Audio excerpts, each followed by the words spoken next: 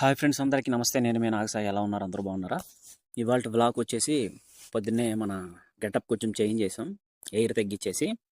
ఈలోపు చిన్న పని చెప్పింది మేడం, వెళ్ళి చేసుకుని వచ్చాను. వచ్చేసిన తర్వాత మనకు అద్దమ్మ రైస్ తీసుకొచ్చింది. యాజ్ యూజువల్ రైస్ తెలిసిందే కదా.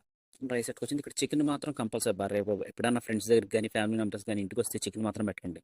కానీ యూట్యూబ్ ఛానల్ పెట్టినట్టు ఫ్యామిలీ మెంబర్స్ కానీ ఫ్రెండ్స్కి కానీ ఎవరికి చెప్పాల. ఫస్ట్ బయట వాళ్ళకి నచ్చితే తర్వాత మన ఫ్యామిలీ మెంబర్స్ చూద్దామని చెప్పి చెప్పాల. మొన్న మీకు లాస్ట్ టైం చెప్పాను కదా, ఇక్కడ రబ్బీ కూడా ఒకడు మా మేడం వాళ్ళ రేటు నా అమౌంట్ దొబ్బేసాడని చెప్పి.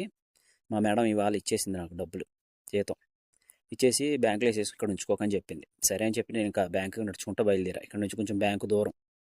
అయితే బ్యాంకు నడుచుకుని వెళ్ళేసరికి, ఎందుకంటే కారు లేదు, కారు మేడం వాళ్ళ పెద్ద అబ్బాయి బయటికి వెళ్ళాడు. ఇక్కడేమో ఎండ చూస్తే చాలా బాగా వేడి ఉంది. ఎంత 46 అలా ఉంది డిగ్రీస్. అయితే ఆ రోడ్డు మీద నుంచి నడుస్తుంటే సెగలు తంతుందని చెప్పి షాపు వెంబట నడుచుకుంటూ వచ్చా. ఈలోపు చెమటలు ఎట్టేసినవి చూసారా. ఒక డ్రింక్ కొనుక్కొని తాగేసాను, ఎనర్జీ డ్రింక్. నేను ఇంతకే మర్చిపోయి బ్యాంక్ వచ్చిన తర్వాత బ్యాంకులో అన్నారు, నీ సివిల్ ఐడి కోయిటిది, నేను తీసుకోను అని చెప్పి అన్నాడు. అబ్బా అని చెప్పి ఇంక వెనక్కుండా నడుచుకొని వచ్చేసా.